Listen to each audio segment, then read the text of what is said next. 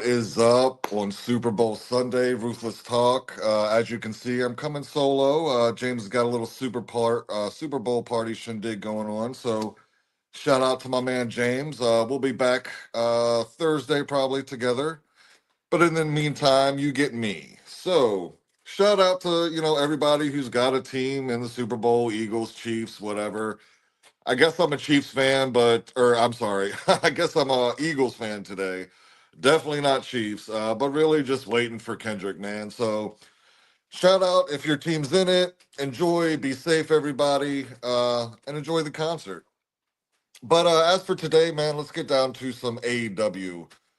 James and I, we haven't really talked much about AEW recently. A lot of stuff, kind of still all over the place. There's some things I see fitting into place, but so let's go over it, man. AEW as a whole, I don't know if it's just me or maybe other people feel it too or see it too. Um, WWE is still and probably always will be the national, worldwide, whatever. AEW seems to be, and this has been going on, but like they really feel to me, and it seems like Tony Khan might even be trying to use this as a way to grow AEW, but they really feel like the territory days, right? You hit the spots, Florida, Atlanta, Tennessee, you go up to Ohio and Texas and Georgia. I don't know if I said Georgia, but that's what it seems like. That's what it feels like, right? And and I love it. It's an old school feel to it. I like it. And if you go back to like mid to late 80s, the end of the NWA, right? Before they went, sold to WCW. When you had the territories, right? I mean, you of course had the stars, and Dusty Rhodes was a star everywhere. Flair, you know the names. But the other people, right, the mid Carters, the whatever, in each territory, right, they sometimes, if they travel, they play a little, they could be the heel, the face, depending on what territory they went to. Um, and each little territory, right, had their connection to those wrestlers, specific ones, right? And that's why it worked in the territory days. With Tony Khan, in AEW, it to me, and might be way off. I know there's a younger generation of wrestling fan that, yeah, I might not be in tune with, but it feels like to me it's the territory day model, kinda. But Tony Khan is not the guy to be booking it, and you couple that with the fact that the biggest star, or a lot of the biggest stars, you talk about Omega or Osprey, Takeshita. Even the Young Bucks, they made their name in Japan. Hangman, all these people made their names kind of elsewhere, and that's no shade. That's no whatever they had to, and they killed it over there, and that's why they're here. But it doesn't come with that built-in connection to the fan base, I guess, the overall fan base. And as you see, AEW has a niche fan base, and it always will. But that's just kind of what I see in AEW is like, the booking is sporadic as shit. Um, and you're using a model kind of sort of based on a territory days where those wrestlers built a connection on the fan base of that area, kind of. And when you're trying to do it largely, and again, this is no, I want to see this become the future of wrestling, but right, and maybe, hey, maybe this is where you got to start, right? Somebody's got to start somewhere because I do want to see the Takeshtas and the Ospreys and Omega who made their names over in Japan, but right now here in America, when you're going to the Tennessees and the Georgias and the Texas, I don't know outside of that niche. I don't know how much that translates. And that's just the honest truth of where we're at here. And I hope y'all pick up what I'm putting down because it's there, man. It's fucking there. And if we want to deny it, cool. Moving on, that's just kind of my overall thoughts on AEW, man. I like so many stars in there, and there's so much talent, but it's the booking that gets in the way, man. But we'll go into the show Dynamite and talk about really some positives, man.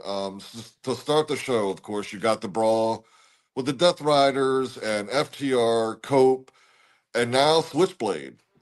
So I guess that's going to be the foursome that is going to take on the Death Riders.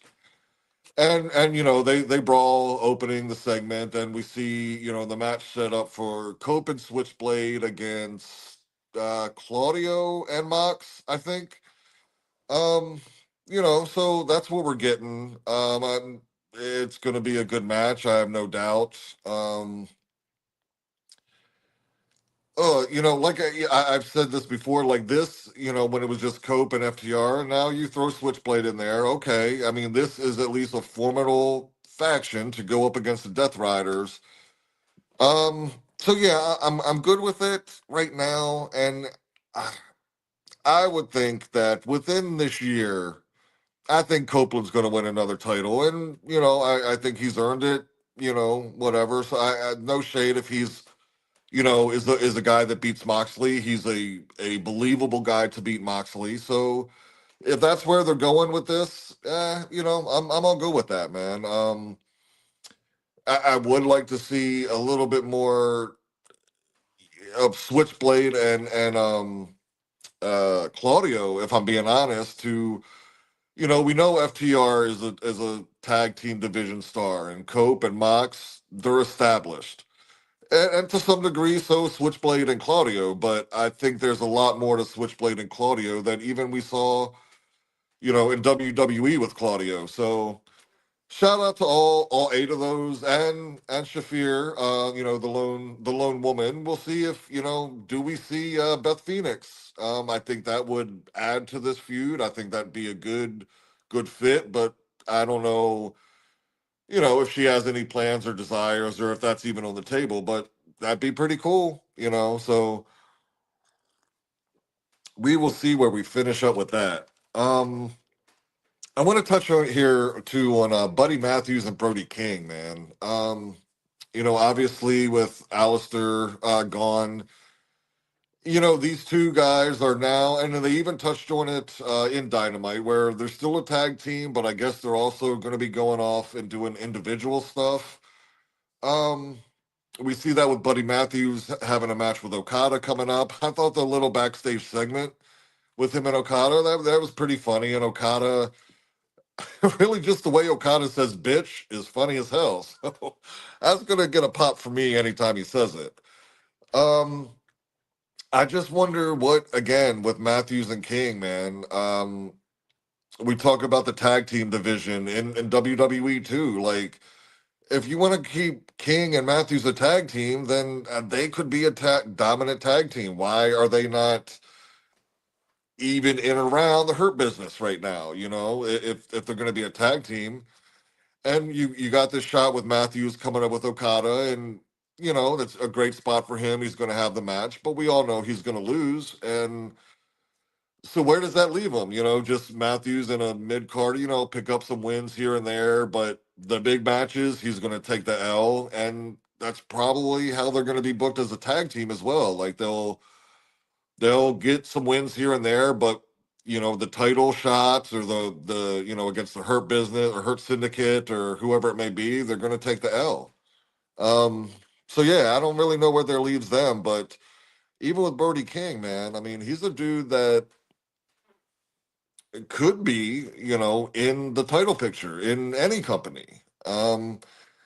So shout out to both Matthews and King, Okada as well. We'll see what happens there, but hopefully, Matthews and Brody just don't get fucking lost here, man. But it kind of seems that's kind of how things happen within the wrestling world. So we'll see with that, man.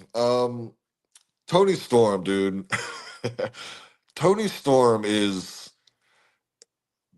she is one. I might be wrong here, somebody I'm missing, just not thinking of, but she is so far a one of a kind. Something I don't think really any of us have ever seen from a female for sure in wrestling. The in-ring stuff is all they can all do it to different degrees and they have their different styles, but the character stuff and how she can connect with a crowd and just be in character. And we saw it this week where she comes out as the glamour Mariah May and does Mariah May shtick. I don't know.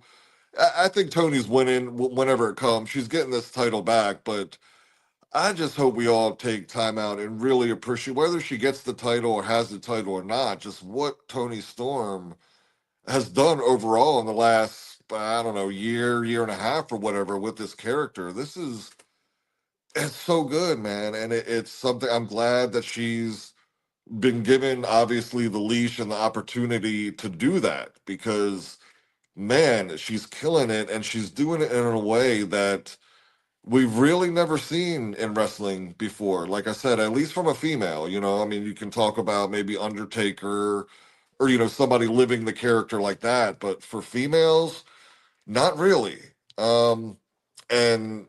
She just from the time she started this gimmick, she's killed it, man.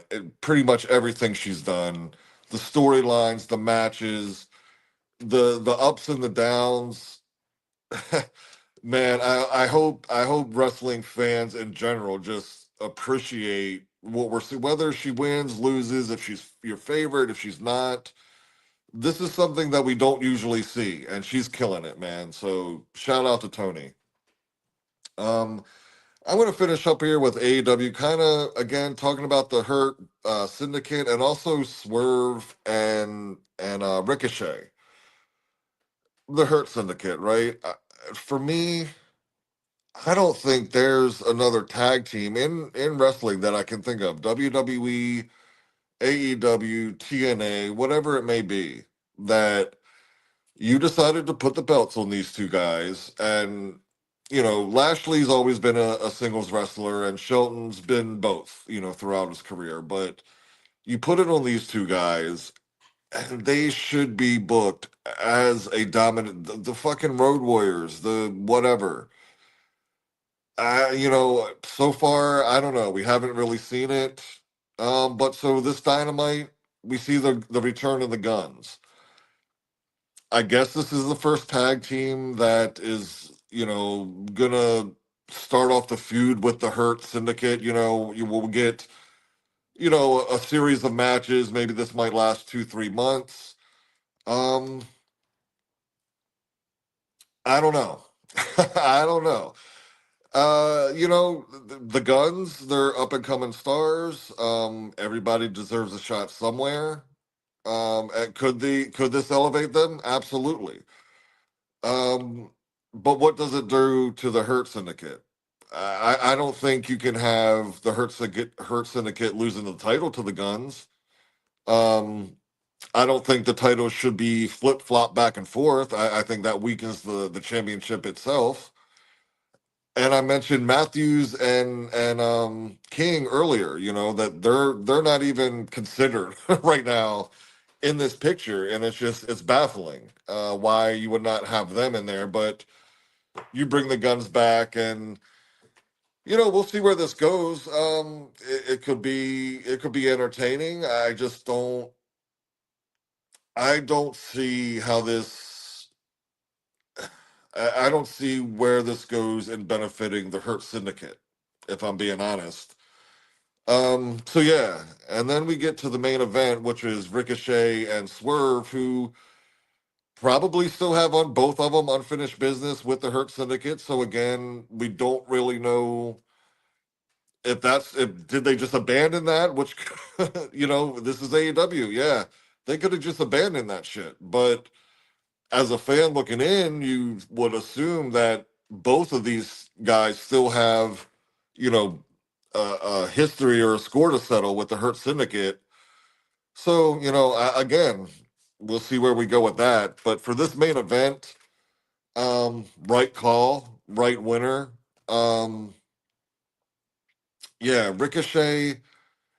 If you're going to make Ricochet relevant in any way and we're going to take him seriously, this is what has always been needed. A character change, someone like this, like where he's a little bit more, evil and dirty, and he just can't be the smiley, flippy guy if they got 1,000 of those guys in AEW. Like, so this is the best Ricochet really I've ever seen. So I'll take it. And with what Swerve's been doing, this can be really, really good. But I think in the end of it all, like I hope they tie this back in to the Hurt Syndicate somehow and finish this feud with Swerve and Ricochet. I don't know how they get there, but again, I just hope it's not of we've just abandoned the Hurt Syndicate stuff and now we have this feud and then they're gonna go their separate ways. Because then what the fuck, man? So yeah, those are my overall thoughts about AEW. Where they're at right now. I like a lot. There's so much potential there, as James and I, have always said, but it's just they can't be or haven't been. I won't say they can't be. They haven't been consistent with storyline and feuds and booking all over the place. So again, I go back to what I said at the beginning with the type of territory stuff. It's really just gotta be better booking. And this shit could really explode, man. I believe it could with all that talent there, but we'll wait and see. We'll wait and see. But yeah, I think it's a real creative issue there, and that's the problem, and probably in WWE too. But as I pause here to take some coffee, let's get into WWE now. We'll start off with the triple threat for the Elimination Chamber. You had Drew, Jimmy, and LA Knight. Out of those three, I mean, I don't think anybody thought anybody other than Drew was coming out of there. So he punches his ticket to the Elimination Chamber, as we all expected he should be or would be going to. For LA Knight and Jimmy, I don't really know where for those two. I mean, time's running out. We got Drew, Punk, and Cena already, so there's only two more spots. Um, I would imagine KO is one of those. So yeah, man, LA Knight, Jimmy. Uh, I don't know. I just hope that the momentum that they do have, and what they look. LA Knight is still, he's still, you know popping the crowd when he goes out there. Jimmy as well, and they're doing their thing. So they could be in different spots, maybe better spots, but this is what we got, and eh, we'll see. But Drew's going to the Elimination Chamber, and out of who we know that's in it right now, I would say Drew is walking out of there the winner. I'm still not with everything going on with the bloodline and Punk and even Drew and Roman. Somehow, some way, Drew is having a main event at Mania. I don't know against who or whatever, but Drew's getting in there some way. So yeah, that's that for the Elimination Chamber. Um, the biggest return of the night, man. Alexa Bliss. I'm so glad to see her back. She's got the dial, still, fiend forever. So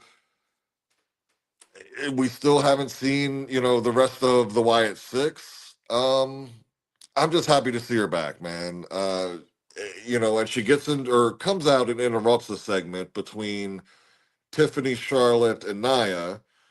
Um, well, let's get into that, I guess. Nia and Tiffany are going to have a match next week, and Charlotte's still deciding who she's going to challenge at Mania for that title. If I would have had to guess, Tiffany is going to retain next week. As I mean, you just put the title on her. I don't, even if it is Nia, and I'm a huge Nia fan. I think for the storyline, Tiffany's got to retain that title. I don't know if that's probably due to interference, maybe somehow, but Tiffany's going to win there. And then so you get back to Charlotte, man. And I'm sorry again, that promo she came out there with, it ain't it, man. And she starts off with, the crowd, are you going to boo me or are you going to cheer me? And look, wrestling fans, we are fickle. And she's going to go to towns, Charlotte here, where I'm from, where she's from, Charlotte, North Carolina. Yeah, she'll probably get cheered in Charlotte, North Carolina. Georgia, maybe. I can't remember where they were. Texas. So yes, there'll be areas where she will get more cheers than boos. But overall, man, the wrestling community has spoken on this many times over. And no, it's not, it's not us not getting it. It's not even Charlotte not getting it. It's WWE creative getting it, but still gonna shove that down your throat. That's the truth of it. Yes, they all get it. The creative, Charlotte Flair. We're tired. It's just tired. It's just tired. And look, if she's away from it for a few years and 2, 3 years down the road gets another title win, sure, people will celebrate it. But it's every single time. And she said it herself. Yep, she's gone for 14 months and coming right back in, and it's right to the title. No, she hasn't. Just as much as she's earned that or deserved that, so is 9, 10 other females in that locker room. So that's what the fans are saying. So yeah, Charlotte, WWE, we get it. We fully get it. It seems and you get it too, but of course you have to play the character. And so here we are. I would still say, Charlotte, I think the match for her is still Rhea. There's no point in a Tiffany Charlotte Flair match right now. And either way, and that's the thing. If she faces Tiffany, she's winning that title. If she faces Rhea, there's still a chance she's not coming out a winner at Mania, which I think should be. Like, fine, go to Mania and get your title shot. I do not think this year you need to break that record or set that tie that what the fuck ever. Get the fuck out of the way. That's how I think a lot of wrestling fans feel. This isn't Ruthless Talk. This isn't me and James. And me and James have said many times, yes, she is an amazing athlete in the top probably 1% of just people on earth. She is a fantastic wrestler. She has the lineage and the name, and yes, she can be a champion. She is worthy of that. But the entire reason she is approaching a record of number of championships is solely because of the name Flair. 100%, that's it.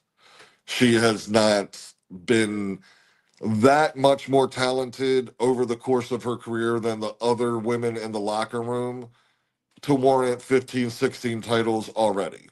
She just hasn't. And people can disagree, and she might be your one. And kudos to you.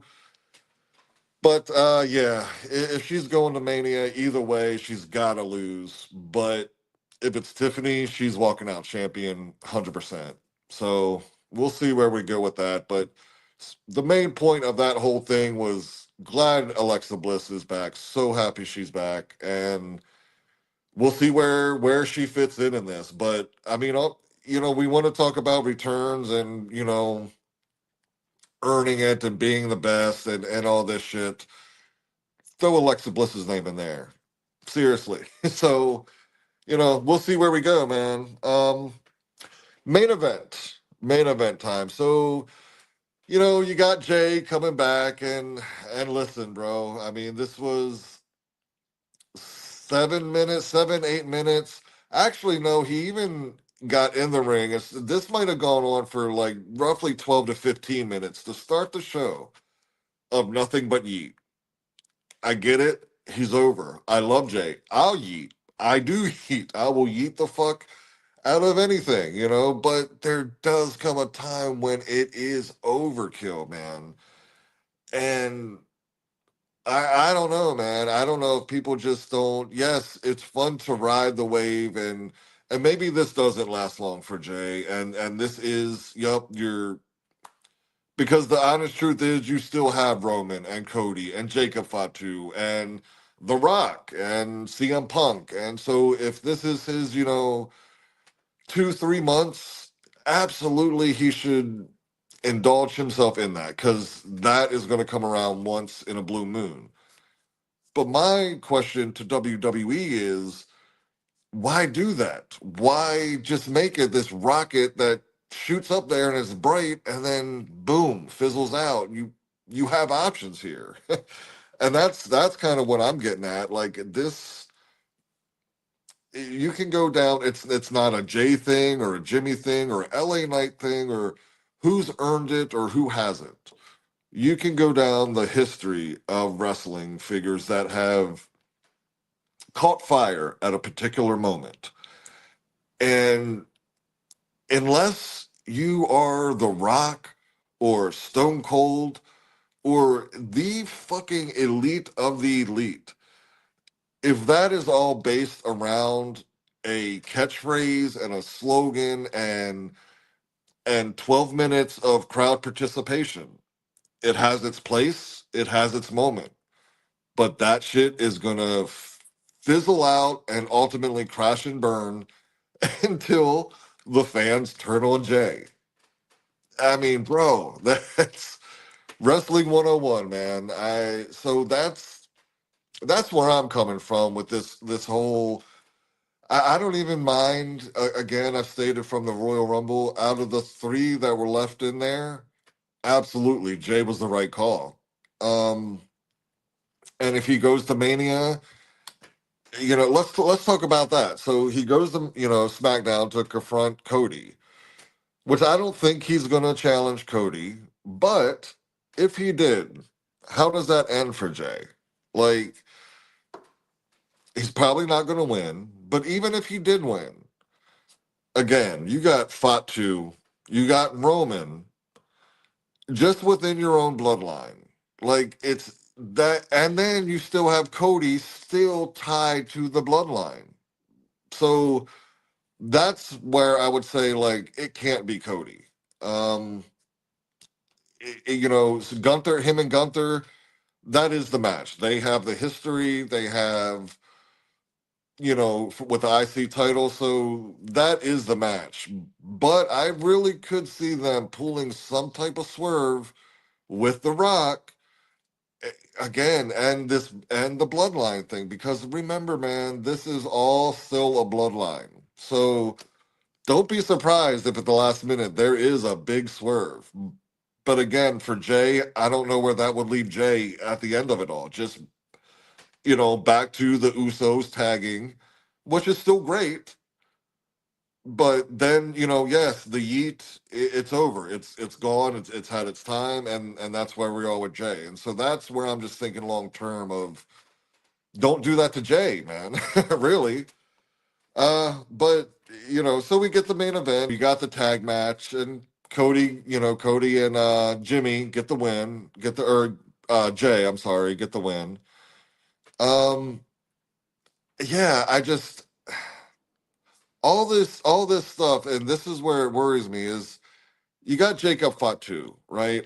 I think we can all think or really believe that Jacob Fatu in the next year or two, he's going to be the champion at some point. And again, you still have Roman and Cody, and now Jay may go after the title. It's all still too much centered on Cody and the bloodline for me. And that's kind of where my hesitation is in all this. So I'll leave that at that. I mean, it was a good main event. Fatu is a fucking animal. Next week, also, they got it's Fatu, Strowman, and Damian Priest. And I'm gonna assume Damian's gonna win that match, as I think he should, given where he's at, and Braun and Fatu are probably gonna take themselves out. But that's gonna be a hell of a match, man. So definitely tune into that one next week. And so to close out here, I'm going to close with LA Knight's comments. Again, it was in storyline talking to Drew, but he did take a time out to really address things that just need to be addressed in this world, man. Like, I don't get it. And shout out to LA for doing it. Um, but as a wrestling fan that has grown up, going to wrestling with, since I was a little kid with my grandfather, my dad, and I've been into the arenas and I've seen the crowds. And although over the years, yes, it has become very, very more diverse, and that's a beautiful thing. But at the end of this day, it's still, especially in certain areas, primarily, at least who's going to the events, it's a white audience. LA Knight's comments, you know, man, I don't know what is going on with people such as myself. I mean, I do and I don't. Um, if it's a mental health thing and an emotional thing that you need to get out or get help for, man, please do so. Please, like, and